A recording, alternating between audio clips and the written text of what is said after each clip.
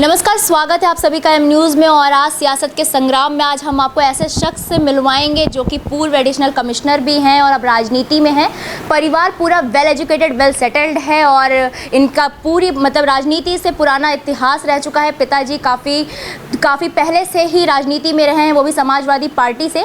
बालामऊ विधानसभा से टिकट मांग रहे हैं समाजवादी पार्टी से। और आइए इनसे जानते हैं कि किस मुद्दों के साथ, किस रणनीति के साथ ये चुनाव मैदान में उतर रहे हैं। रामबली वर्मा जिसे आपको मिलवाने जा रहे हैं वो हमारे साथ जुड़ चुके हैं। आइए मिलवाते हैं और राजनीति के इतिहास से लेकर अब तक इन्होंने क्या किया है और किस तरह का सफ़र तय किया है, इन मुद्दों पर हम इनसे बातचीत करेंगे। रामबली जी, आपका बहुत बहुत स्वागत है एम न्यूज़ में।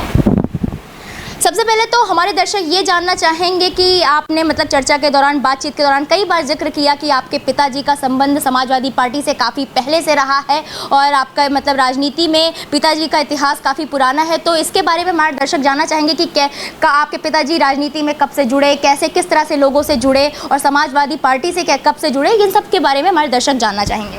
जी, हमारे पिताजी का नाम है डॉक्टर शिवचरण लाल वर्मा जी। गाँव बबरावल, दलेर नगर, हरदोई ज़िले के वो रहने वाले हैं। पूर्व में वो स्वास्थ्य विभाग में मलेरिया इंस्पेक्टर कहे जाते थे और उनका काम ये रहा है कि घर घर में जाकर के एक ग्रास रूट पर स्वास्थ्य सेवाओं को वो प्रदान करते थे। लोगों को दवाइयाँ बांटते थे, यहाँ तक कि प्रत्येक घर में वो जो महिलाएं रहती हैं उनको लेकर के भी अस्पताल जाने का काम, किस जगह पे वो अस्पताल जाने का काम करते थे। ये हरदोई में बालामऊ के क्षेत्र में ही, जैसे कि बालामऊ हुआ, बेहंदर हुआ, कोथावा हुआ, इन ब्लॉक में उन्होंने काम किया। उसके जब वो राजनीति में रिटायरमेंट के बाद तो वो सक्रिय ज़्यादा हुए हैं, लेकिन हमारे हरदोई ज़िले में एक समाजवादी पार्टी का बहुत ही प्रतिष्ठित घराना है, वो स्वर्गीय परमाई लाल जी, जो मुलायम सिंह जी के लगभग दाहिने हाथ हुआ करते थे। जब समाजवादी पार्टी बनी है 1992 में, उनका संपर्क उनसे बहुत पहले से रहा है। तो इसके कारण से हम लोग शुरू से समाजवादी पार्टी में रहे हैं। कभी भी समाजवादी पार्टी के अलग किसी भी पार्टी से हमारे पिताजी का कोई भी संबंध नहीं रहा है। हम लोग अच्छा, इसके बाद जो उनके देहांत के बाद परमाई लाल जी के, उनकी पुत्रवधू उषा वर्मा, श्रीमती उषा वर्मा, ये 4 बार सांसद रही हैं। श्रीमती राजेश्वरी देवी ये 2 बार विधायिका रही हैं, समाजवादी पार्टी से भी रही हैं। उषा वर्मा हमेशा समाजवादी पार्टी से ही रही हैं। तो इस तरह से, और वो है हम लोगों का उनसे पारिवारिक नाता है। हमारे छोटे भाई डॉक्टर अभिमन्यु कुमार की सरहज हैं उषा वर्मा और राजेश्वरी देवी। समाजवादी पार्टी से आपके काफ़ी अच्छे ताल्लुकात हैं। समाजवादी पार्टी से हम लोग बहुत पुराने समय से लगातार जुड़े हुए हैं। ये हमारा इस पार्टी से संबंध का नाता है। बाद में जैसे हमारे पिताजी जो रिटायरमेंट के बाद सक्रिय समाजवादी पार्टी में बहुत ही सक्रिय रहे हैं। आज भी वो, यद्यपि उनकी आयु लगभग 85 वर्ष है, परंतु वही जोश उनमें है जो कभी 20 साल पहले हुआ करता था। प्रत्येक विधानसभा जो हमारी बालामऊ है, इसके प्रत्येक गांव में उनका व्यक्तिगत परिचय है। हर आदमी जितना भी समाजवादी पार्टी का है उन्हें बखूबी जानता है। और ये जो 2012 का चुनाव था विधानसभा का, इसमें बालामऊ विधानसभा से माननीय मुलायम सिंह यादव जी ने इनको प्रत्याशी बनाने के लिए भी कहा था, परंतु कतिपय कारणों से, स्वास्थ्य के कारणों से इन्होंने उसको उस समय मना कर दिया था। फिर वहाँ से श्री अनिल वर्मा जी को लड़ाया गया था, जिनके लिए इन्होंने जान लगा दी प्रत्याशिता और उनको विजयी बना करके ही छोड़ा था। इस बार चूँकि मैं पहले एडिशनल कमिश्नर व्यापार कर में मैं रहा हूँ और 5 साल पहले मैं वहाँ से सेवानिवृत्त हुआ हूँ, इसके कारण से अब मेरे पिताजी की एक इच्छा थी कि जब मैं समाजवादी पार्टी में शुरू से जुड़ा हूँ तो मेरा जो सम्मान है वो मेरे पुत्र को भी मिले। इसलिए उनका आग्रह भी रहा और उन्होंने पूरे जनता से ऐसा दबाव डलवाया हमारे ऊपर कि अब आप राजनीति में आने के बाद लोगों की सेवा में अपना समय अधिक से अधिक मतलब बिताएं। आप राजनीति में पिताजी के कहने पे आ रहे हैं, खुद की कोई इच्छा नहीं थी? नहीं, ऐसा होता कोई है। योजना भी नहीं थी पहले से? हाँ, ऐसा होता है, जैसे आप सही कह रहे हैं। कभी कभी ऐसा होता है कि व्यक्ति के अंदर सारी क्षमताएं होने के बाद उसे ये नहीं समझ में आता है कि वो अपना समय किधर लगाए, तो इसके लिए वो उत्प्रेरक का काम कर रहे हैं।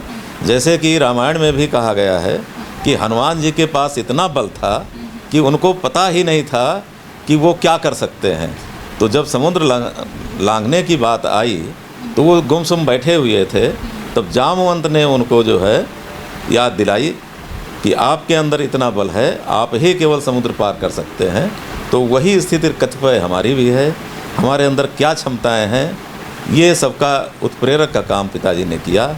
और अब मैं पूरी तरह से सक्रिय हूँ और कोशिश यही रहेगी, यदि पार्टी मुझे समाजवादी पार्टी से टिकट देती है तो विजय होने में शायद संदेह नाम की कोई चीज़ है नहीं। रिटायरमेंट के बाद आप मतलब आपने पहले ये नहीं सोचा था कि क्योंकि राजनीति में आने के बाद, राजनीति में आने के लिए तो आपके पिताजी ने बाद में आपको प्रेरित किया है जनता के द्वारा, आपने बताया कि मतलब उन्होंने जनता से कहलवाया कि आप राजनीति में आए, तो क्या आपने कोई और योजना बना रखी थी कि रिटायरमेंट के बाद मैं ये करूँगा? क्योंकि हर आदमी जो भी सर्विस करता है वो यही सोचता है कि मतलब पहले से योजना बना के रखता है कि रिटायरमेंट के बाद मैं कुछ ना कुछ करूँगा, तो क्या आपने क्या सोच रखा था? हाँ, ये बात सही है कि रिटायरमेंट के पहले मैंने ऐसा कोई विचार नहीं किया था, परंतु जब मैं रिटायर हो गया तो उसके बाद मेरे मन में उथल पुथल रहती थी कि मैं क्या करूं कि देश सेवा के लिए मैं अपना समय दे सकूं। तो ये निश्चित है कि उस समय मैं कोई डिसीजन नहीं ले पाया था, परंतु जब काफ़ी इधर उधर से हमको जानकारी मिली और प्रेरणा भी मिली लोगों की, तब मैंने जो है इधर अपना कदम बढ़ाया है और जो कदम बढ़ा दिया है तो फिर उसमें कार्यरत रहेंगे। समाजवादी पार्टी, आपने जैसे बताया कि आपके पिताजी को सब लोग जानते हैं, तो मतलब पिताजी को सब जानते हैं तो वो बड़े बुजुर्ग होंगे, तो युवाओं का वोट बैंक कैसे मिलेगा आपको? उनको किस तरह से आकर्षित करेंगे आप? बिल्कुल, युवाओं के लिए जो है अभी बेरोजगारी की बहुत बड़ी समस्या है। समाजवादी पार्टी ने ये वादा भी किया है कि जैसे ही वो कैबिनेट की बैठक होगी वो 10 लाख लोगों को, युवाओं को नौकरियां देंगे। हम उसमें सक्रिय भूमिका निभाएंगे कि किन किन तरह के लोग जो है शिक्षा ग्रहण करें जिससे उनको नौकरियां मिलें। ये मतलब जो युवा वर्ग है उसको आकर्षित करने के लिए ऐसा प्रचार हम करेंगे। आप राजनीति में तो थे नहीं पहले से, तो लेकिन क्या कभी आपने जो है, जब आप एडिशनल कमिश्नर थे तो आपने कभी कोई समाज सेवा की है लोगों मतलब लोगों के लिए, मतलब इंसानियत की वजह से भी कभी कुछ किया है आपने लोगों के लिए? हाँ, सेवा में रहने पर कुछ बाध्यताएं होती हैं। कोई भी जो राजकीय सेवक है अपने विभाग के नियमों के अनुसार ही कार्य करता है, उससे इतर नहीं जा सकता।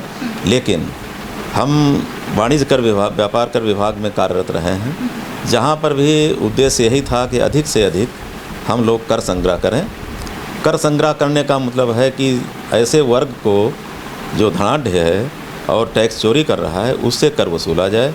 किसी भी गरीब मजलूम जो रोजी रोटी कमा रहा है उसको किसी तरह की परेशानी न हो। हमने पूरी सेवा काल में इस चीज़ का विशेष ध्यान रखते हुए गरीब लोगों की सेवा में अपना समय राजकीय सेवा में बिताया है। बालामऊ विधानसभा में अब तो आप मतलब राजनीति में सक्रिय हो चुके हैं, तो आप जा रहे होंगे, लोगों से मिल रहे होंगे, तो आपको क्या क्या समस्याएं दिख रही हैं और क्या क्या मतलब लोगों के दर्द है जो आपसे अब वो बता रहे होंगे, तो मतलब आपको क्या वहाँ मुख्य समस्या दिख रही है? हाँ, जब मैं क्षेत्र में जाता हूँ तो ज़्यादातर वहाँ पर लोगों को ये सुनने में आता है कि लोग कच्ची सड़कें हैं, संपर्क मार्ग टूटे हुए हैं, कोई उसको नहीं देख रहा है और किसी तरह से ये परेशानियां लोगों को होती हैं। दूसरी परेशानी ये भी होती है कि देहात क्षेत्र में ज़्यादातर लोग पुलिस की प्रताड़ना से आहत हैं। उसमें जो पार्टी सत्तारूढ़ है केवल उन लोगों के द्वारा लोगों को प्रताड़ित किया जाता है। थानों पर कोई सुनवाई नहीं होती है, तहसील स्तर पर भी कोई काम उन लोगों के नहीं होते हैं। इन सब में जब मेरा योगदान रहेगा तो निश्चित रूप से सरकारी अमला, चूँकि मैं भी प्रशासनिक अधिकारी रहा हूँ, तो निश्चित रूप से इसमें सफलता हमें मिलेगी। तमाम परेशानियों को देखते हुए बालामऊ की, तो आप क्या रणनीति बनाकर उतर रहे हैं बालामऊ की जनता के लिए, बालामऊ की जनता के लिए कार्य करने के लिए, उनका भला करने के लिए? अब हम जो है राजनीति में आए हैं, जब हमको इस तरह का कोई मौका मिलता है तो निश्चित रूप से हम प्रत्येक आदमी की बातों को सुनेंगे, जो भी जायज़ बात है उस संबंधित अधिकारी से उसको करवाने की प्रयास करेंगे। हम ये चाहेंगे कि प्रत्येक गांव में जो ग्राम प्रधान होता है, जो हारा हुआ है, जो जीता हुआ है, अन्य 3-4 व्यक्ति जो संभ्रांत हैं, उनकी हर जगह मैं कमेटी बनाने की कोशिश करूंगा। उन जगह की क्या क्या समस्याएं हैं उनको अपने पास मंगा करके फिर उनके निराकरण की कोशिश मैं अपने स्तर से कराने की कोशिश करूंगा। पार्टी आपको टिकट देती है तो क्या उसमें आपका कितना % आप वो वजह आपके पिताजी होंगे? पार्टी अगर हमें टिकट देती है तो हम लोग परिचय के मोहताज नहीं हैं। पिताजी का योगदान हम 100% कहें तो भी कम नहीं होगा। हमारा व्यक्तिगत भी परिचय है और इस नाते पिताजी को तो हम सर्वोच्च स्थान देंगे ही। जी, आप वैसे कहें तो कि आपकी फैमिली वेल एजुकेटेड है, सब सेटल्ड हैं, तो आपको नहीं लगता कि मतलब राजनीति में आना मतलब सही है या नहीं? देखिए, परिवार हमारा वेल सेटल्ड है, बच्चे हमारे कुछ है आपके पास। अच्छी सर्विसेज में हैं, जज हैं, बैंक मैनेजर हैं, टीचर हैं और प्रशासनिक सेवा में हैं। सभी बच्चे हमारे बहुत अच्छी जगह पर सेटल्ड हैं। हाँ, ये कहना कि सभी सेवा में हैं, आप क्या इसमें देख रहे हैं, तो देखिए राजनीति एक अलग चीज़ है। राजनीति में आपको कोई बाध्यता नहीं रहती है। सरकारी नौकरी में यदि आप बैंक हैं तो बैंक के नियम के अनुसार चलेंगे, जज हैं तो आप केवल जो है अपने दफ्तर के अनुसार ही काम करेंगे, जो मुकदमा आपके पास आएगा उसमें फैसला करेंगे। परंतु जब हम राजनीति में होते हैं तो हमारे पास कोई सीमाएं नहीं होती हैं।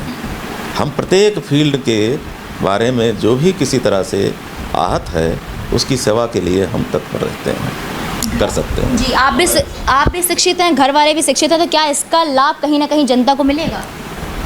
जनता यदि समझदार है तो ये देखेगी कि ये लोग जो है, हम लोग किसी भी लालच के कारण, किसी पद के कारण हम नहीं आ रहे हैं। हमें कोई किसी तरह का लालच नहीं है।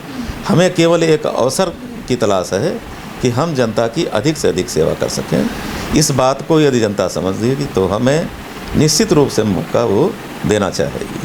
आपने कहा कि जनता मतलब इस बात को समझे, लेकिन जनता कैसे समझे? क्योंकि जितने भी प्रत्याशी अभी इस समय मैदान में उतर रहे हैं या जितने पहले रहे होंगे, सबने यही वादा किया होगा। और आपने अभी बताया कि जो है बालामऊ क्षेत्र में विकास नहीं हुआ है, लोग प्रशासन पुलिस से प्रताड़ित हैं और सड़कें नहीं बनी हैं, तो वो कैसे यकीन करें कि आप जो है सच बोल रहे हैं और आप विकास करेंगे?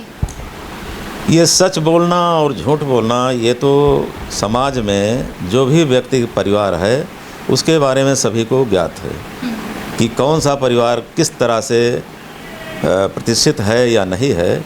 इस सब की जानकारी हमारी पूरी जनता को है। हमारे कथनी करनी में न फर्क रहा है न रहेगा, इसकी भी समझ जनता में है, जिसका लाभ हमें मिलना चाहिए और मिलेगा। अक्सर देखा जाता है कि एक सक्सेसफुल आदमी के पीछे एक महिला का हाथ होता है, तो मतलब आपके सफलता के पीछे किसका हाथ है? और आप अब तक जो है आप पूर्व एडिशनल कमिश्नर रहे हैं, तो जो है उसमें किसका हाथ रहा? और अब आपने एकदम से अलग फील्ड चुन ली है राजनीति की, तो क्या मतलब जो आपकी पत्नी है वो आपका साथ दे रही हैं, परिवार वाले साथ दे रहे हैं, बच्चे साथ दे रहे हैं, या फिर जो है इन सब के बावजूद कोई और है जो आपका साथ दे रहा है? हमारी पत्नी श्रीमती कृष्णा वर्मा जी, इन्होंने बच्चों को बहुत अच्छे ढंग से संभाला है जी। क्योंकि सर्विस के दौरान हम विभिन्न जनपदों में कार्यरत रहे हैं। घर में रह कर के इन्होंने सभी बच्चों के ऊपर बराबर ध्यान रखा, जिसके कारण हमारे बच्चे सभी अच्छे निकल गए, जज हो गए, बैंक मैनेजर हो गए, कोई तहसीलदार हो गया, कोई लेक्चरर हो गया। इस तरह से इन्होंने अपना दायित्व संभाला है। मेरे राजनीति में सदस्यता लेने के बाद इन्होंने पूरा हमें प्रोत्साहित किया है, इसमें इनका बड़ा योगदान है, पूरा सपोर्ट है। क्योंकि हमारे परिवार में सभी सरकारी नौकरी में हैं, इसलिए कोई भी आदमी मानसिक तौर पर ही सपोर्ट कर सकता है। सबका हमें साथ है, सभी रिश्तेदारों का भी साथ है, लेकिन चूँकि कुछ बाध्यताएं होती हैं, कोई सरकारी नौकर जो है वो किसी राजनीतिक परिवार को, राजनीतिक पार्टी को सपोर्ट उस तरह से नहीं कर सकता। इसका सभी को ज्ञान है और उसी के अनुसार सबका सपोर्ट हमें प्राप्त। मतलब आपकी सफलता के पीछे आपकी पत्नी का हाथ मान लें? बिल्कुल बिल्कुल मान लें। बहुत बहुत धन्यवाद आपका। और सही भी कहा गया, पति और पत्नी एक सिक्के के दो पहलू होते हैं और साइकिल का जैसे दो पहिया होता है और एक पहिए के बिना नहीं चल पाता, वैसे जो है दो पति पत्नी दोनों पहिए अगर दोनों मजबूती से काम करें तो हमेशा सफलता ही मिलती है। बहुत बहुत धन्यवाद रामबली जी आपका हमसे जुड़ने के लिए। बालामऊ विधानसभा हरदोई के सभी क्षेत्रवासियों तथा देश के सभी लोगों को दशहरा एवं दीपावली की हार्दिक शुभकामनाएं हमारे परिवार की तरफ से। एन न्यूज़ साथ सच का।